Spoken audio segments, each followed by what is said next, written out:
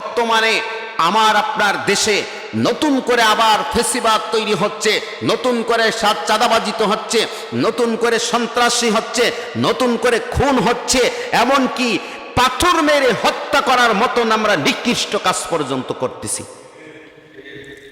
আমরা জাহিলি যুগের চাইতেও আমরা কম নেয় বর্তমান, জাহিলি যুগের চাইতেও জাহিলি যুগকেও আমরা পাড়ি দিয়ে ওপরে চলে গেছি। আমাদের বর্তমান জামানাটা এমনকি পূর্বের ফেসিবাদ সরকার আলেমদের উপর বিভিন্ন নির্যাতন করলেও কোন আলেমকে গালি দিয়ে কথা বলেছিল না।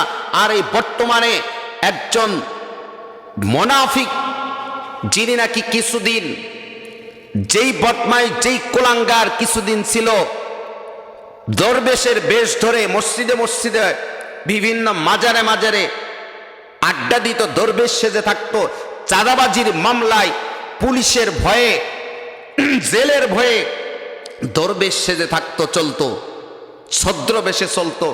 এই মুনাফিক, এই বাটপার, এই কুলাঙ্গার নয়ন নামে যার বাড়ি জন্মস্থান মাগুরায়, ঢাকাতে পড়াশোনা করতে করে রাজনীতি করতে করতে এমন একটা পর্যায়ে সে চলে গেছে, আলেমদের উপর সেই দাড়ি চেঁচে চুলে নতুন করে এরা কারের বাচ্চা বলে গালি দিচ্ছে।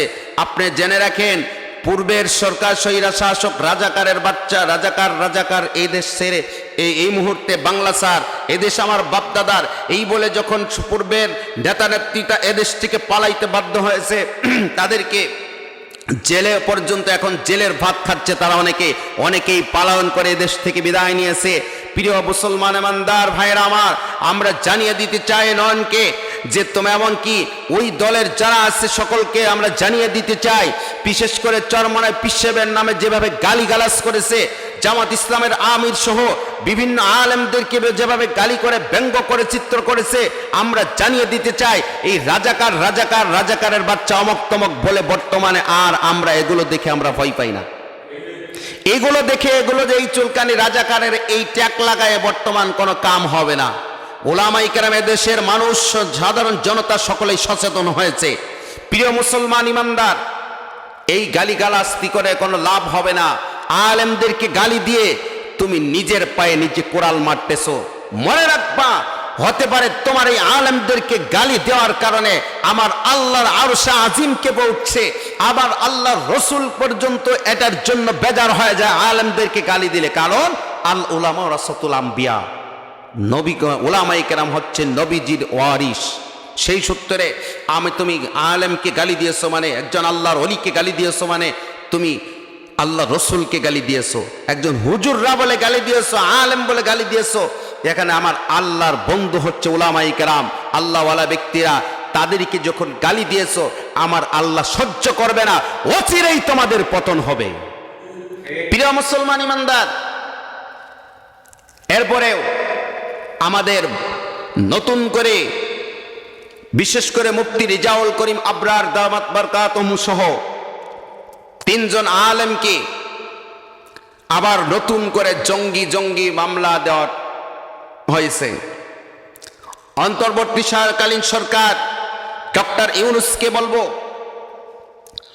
অন্তর্বর্তীকালীন সরকার ডক্টর ইউনূসকে বলবো, আপনার স্যার আপনি বসছেন, আপনি তো একটা ব্যর্থ সরকার। কারণ আপনার কথা ছিল আপনি এদেশটাকে ফেসিবাদ বিদায় করার পরে আপনি সংস্কার করবেন, আপনি সমস্ত জায়গায় সবকিছুতে সংস্কার করবেন। কিন্তু আপনি কি করছেন? আপনি আলেমদেরকে আবার সেই জঙ্গি মামলায় দেওয়ার শুরু করছেন। আপনি সংস্কার না করে আপনি যে মানবাধিকারের নাম নিয়ে, যে মানবাধিকার অফিসের নাম নিয়ে আপনি যে মানবাধিকার অফিসের লাইসেন্স দিতে যাচ্ছেন, উলামায়ে কেরাম এত বারবার নিষেধ করার পরেও আপনি তাদের কথাগুলো আপনি তোয়াক্কা করছেন না, আপনি সেদিকে আপনি নজর দিচ্ছেন না, তারা কি বলতে চায় সেদিকে খেয়াল না করে আপনি যে নতুন করে এই যে আপনি মানবাধিকার সংস্থার মানবাধিকারের নাম নিয়ে সমকামিকার লাইসেন্স দিতেছেন। এই দেশের 92% মুসলমানের দেশে ওলামায়ে কেরামরা থাকতে, কারণ এখন ওলামায়ে কেরাম ঐক্যবদ্ধ, ওলামায়ে কেরামরা থাকতে এদেশের আপামর জনতা বসে থাকবে না। আপনি সমকামিকার লাইসেন্স দিবেন, পূর্বে স্বৈরা শাসক কিভাবে বিদায় হয়েছে আপনি জানেন, তার চাইতেও লাঞ্ছিত অপমানিত হয়ে এদেশ থেকে আপনাকে বিদায় নেওয়া লাগবে। আমরা ভারতের আধিপত্য বাদ দিয়ে আমরা দিল্লির আধিপত্য, দিল্লির এজেন্ডা দেশে বাস্তবায়ন করতে যেমন দিই নাই, আমরা এদেশে আমেরিকার এজেন্ডা বাস্তবায়ন করতে দিতে পারি না। আমরা এদেশে কোনো বিদেশি দালালি আমরা করতে দিতে পারি না। বিদেশটা আমার কারো বাপদাদারও নয়, এদেশটা আমার বাপদাদার, এদেশটা আমার দেশ। এদেশকে বিদেশিদের হাতে আমরা তুলে দিতে চাই না, ছেড়ে দিতে চাই না, ঠিক কিনা বলেন? এদেশটা আমার আপনার বাপ, আমার আপনার দেশ। এদেশ বাংলাদেশ, এটা ইসলামের দেশ, এটা আল্লাহ ওয়ালিদের দেশ, শাহজালালের দেশ, শাহপরানের দেশ, শাহ মাকতুবের দেশ, খান জাহান আলীর দেশ, সৈয়দ ইসাক রহমতুল্লাহ আলীর দেশ, কারি উজানি ইব্রাহিম রহমতুল্লাহ আলীর দেশ, নেসারউদ্দিন আহমদের দেশ। এদেশ হলো ফুরফুরা শরীফের হুজুরদের দেশ, সারসিনা হুজুরদের দেশ। এদেশ ফজলুল করিম রহমতুল্লাহ আলীর দেশ, এদেশ ফয়জুল করিমের দেশ, এদেশ সাইদি সাহেবের দেশ, এদেশ রেজাউল করিমের দেশ, এদেশ ফয়জুল করিমের দেশ। এদেশ হল মুসলমান ইমানদার ডক্টর শফিকুর রহমানের দেশ, এদেশ নিজামের দেশ, এদেশ গোলাম আজমের দেশ। এই দেশে আল্লাহওয়ালাদের দেশে, উলামায়ে কেরামের দেশে বিদেশিদের এজেন্ডা সমকামিকা চালু করতে দেওয়া হবে না, হবে না, হবে না। প্রিয় মুসলমান ইমানদার, আপনারা জানেন যে তিনজন আলেমকে, রেজাউল করিম আবরার সহ তিনজন আলেমের নামে আবার নতুন করে জঙ্গি মামলা দেওয়া হচ্ছে। যারা মামলা দিতেছ, যদি দ্রুত মামলা প্রত্যাহার না করা হয়, যারা মামলা দিচ্ছেন আর যারা জঙ্গি মামলা দিচ্ছেন আর যারা নিচ্ছেন, উভয়দেরকে তদন্ত করে আমরা তার ব্যবস্থা কিভাবে নিতে হয় উলামায়ে কেরাম জানে, এদেশের জনগণ জানে। প্রিয় মুসলমান ইমানদার, তাহলে আমরা যেদিকে যাচ্ছিলাম, আল্লাহ পাক রব্বুল আলামিন বলতেছেন, কারণ ভাইরা আমার, আমি যে কথাগুলো বললাম এই কথাগুলো মিডিয়ায় যাচ্ছে, মিডিয়ায় যাবে, হয়তো বা এদেশে এই কথাগুলোর কারণে হয়তো আমারও একটা কিছু হতে পারে, তবে সত্য কথা আমাকে বলেই যেতে হবে। যত দোষ নন্দ ঘোষ, সত্যটা বললেই দোষ। যত দোষ নন্দ ঘোষ, সত্যটা বললেই দোষ। বললে অন্যায়ের, করলে অন্যায়ের প্রতিবাদ, নামটা হবে তোমার মৌলবাদ, নামটা হবে তোমার মৌলবাদ, ঠিক কিনা বলেন? এদেশে আমরা আর একটা কথা না বললেই না, আমাকে বলতেই হবে। আমরা বিভিন্ন শাসন দেখেছি, এদেশে জিয়ার শাসন দেখেছি, এদেশে শেখ মুজিবরের শাসন দেখেছি, এদেশে আমরা এরশাদ চাচার শাসন দেখেছি, এদেশে আমরা শেখ হাসিনার শাসন দেখেছি, খালেদা জিয়ার শাসন দেখেছি, আমরা মঈনুদ্দিন ফখরুদ্দিনের শাসন দেখেছি, এদেশে আমরা বিভিন্ন আতাউরের শাসন দেখেছি, এদেশে আমরা ডক্টর ইউনূসের শাসন দেখতেছি। তবে আগামীতে আমরা আর এই সব স্বৈরা শাসকদের দেখতে চাই না। একবার আমরা কোরআনের বাংলাদেশ দেখতে চাই, ইসলামী সরকার চাই, একজন হক্কানি আলেমকে আমরা ক্ষমতায় দেখতে চাই, ঠিক কিনা বলেন? প্রিয় ভাইয়েরা আমার, বন্ধুরা আমার, শুনে রেখে দেন, কারণ একে একে সবার দেখে শেষ, এবার দেখতে হবে ইসলামের বাংলাদেশ, ঠিক কিনা বলেন? এই সানে অনেক বছর আগেই, আরো প্রায় 15 বছর আগে, 15 থেকে 20 বছর আগে ইসলামী গান গেয়ে গেছেন মরহুম আইনুদ্দিন আল আজাদ রহমতুল্লাহ আলাইহি। তারই লেখা একটি গান আপনাদের শোনাইতে চাই, সেটা আজকে মিলে যাচ্ছে আজকের এই বর্তমান প্রেক্ষাপটের সাথে। এই জন্য একটু মনে পড়ে গেল, বলবো, একটু বলতে পারি? একে একে শেষ করেছি, সবার দেখা হলো শেষ। একে একে শেষ করেছি, সবার দেখা হলো শেষ। দেখতে দেখতে গুল্লাই গেল আমার সোনার বাংলাদেশ, দেখতে দেখতে গুল্লাই গেল আমার সোনার বাংলাদেশ। একে একে শেষ করেছি, সবার দেখা হলো শেষ।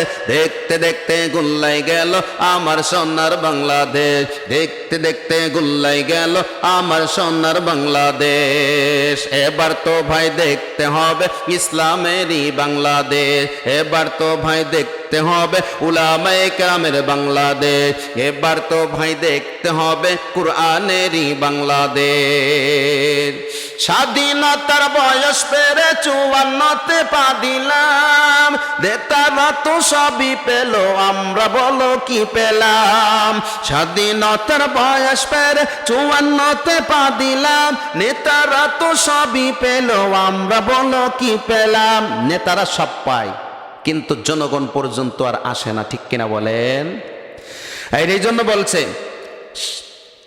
যে নেতাগণের রেশারেশি, হাইরে শান্তির লাইগা কান্দা মরি, শান্তির লাগা কান্দা মরি, শান্তির কোন নাহিলে, দেখতে দেখতে গুল্লাই গেল আমার সোনার বাংলাদেশ, দেখতে দেখতে ভুল গুল্লাই গেল আমার সোনার বাংলাদেশ। আর একটু বলবো প্রিয় ভাইয়েরা আমার, এরপরে দেখেন নেতারা ভোটের আগে খবর দেয়, নির্বাচন শেষ, জনগণের কর্ম শেষ, আর কোনো খবর নেই না, সবাই শুধু নিয়েই যায় কিন্তু আর দিতে কেউ আসে না। কিন্তু কোন আলেম যদি ক্ষমতা আসে, কোরআনের সংবিধান যদি আমরা কায়েম করতে পারি, তাহলে অবশ্যই অবশ্যই শুধু আপনাদের থেকে নিবে না, বরঞ্চ বাড়ি বাড়ি এসে এসে দেবে ইনশাআল্লাহ। কেউ দিল না সবাই নিল, আমরা যে কলুর বলদ, সারা বছর নাই না খবর, নির্বাচনে খুব দরদ, ঠিক কিনা বলেন? এই রে নেতাগণের রেশারেশি, নেতাগণের রেশারেশি, জনগণের কর্ম শেষ, দেখতে দেখতে গুল্লাই গেল আমার সোনার বাংলাদেশ, দেখতে দেখতে গুল্লাই গেল আমার সোনার বাংলাদেশ। এবার তো ভাই দেখতে হবে কোরআনেরই বাংলাদেশ। মারহাবা গান।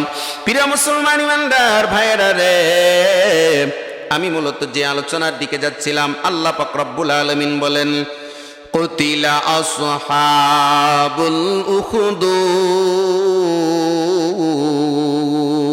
আন্নারি যাতিল ওয়াকুদ ইয হুম আলাইহা কুউদ। কুতিল মানে আল্লাহ তাআলা বলেন অভিশপ্ত নাজিল আমার অভিশাপ, লানত। কুতিল মানে হলো লানত, অভিশাপ।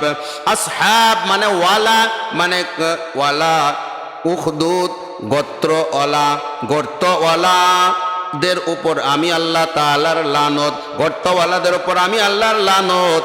আন্নারি যাতিল ওয়াকুদ, আন্নারি যাতিল ওয়াকুদ, অর্থাৎ আল্লাহ তাআলা বলতেছেন যারা নাকি গর্ত করিয়া গর্তের মধ্যে যারা অগ্নিকুণ্ড বানায়, তাদের মধ্যে অগ্নিকুণ্ডের মধ্যে মুসলমানদের উপরে যে যারা নির্যাতন করেছিল।